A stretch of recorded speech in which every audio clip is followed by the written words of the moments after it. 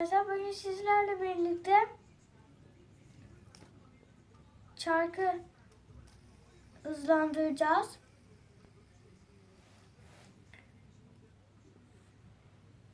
Evet. Abi ilk önce çıkartır mısın?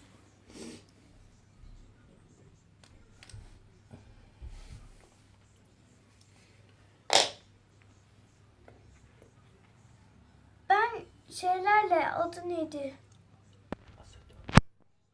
Asetonlarla yapmayacağım çünkü paslanıyormuş. Onun için makine yağıyla yapacağım.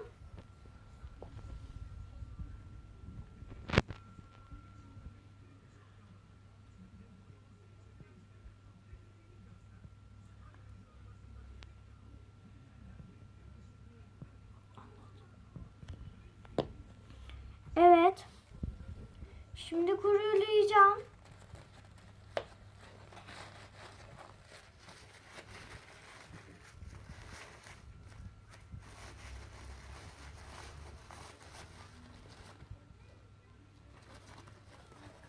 Kuruladım.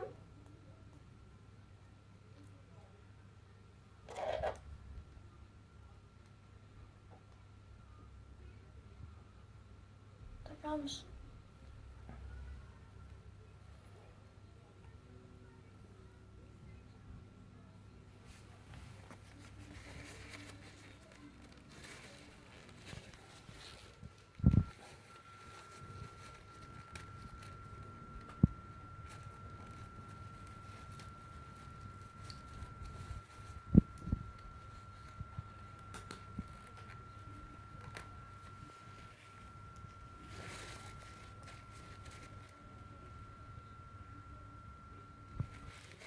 Şimdi bu kapaklarını takacağım.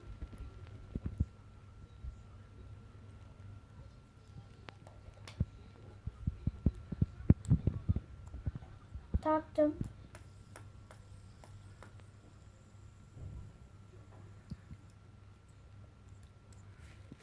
Olmadı.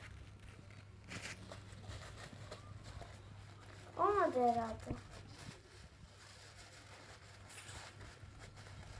Bir onu çevir, bir de onu çevir bakayım.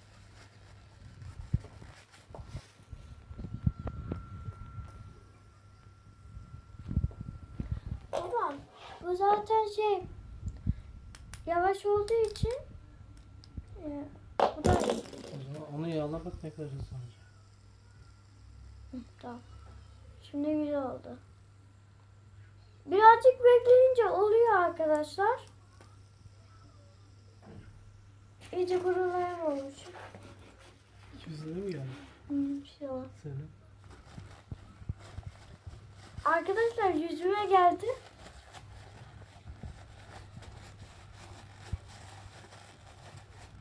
İyice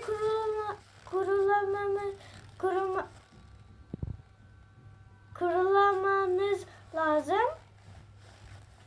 Yoksa fışkırabiliyor.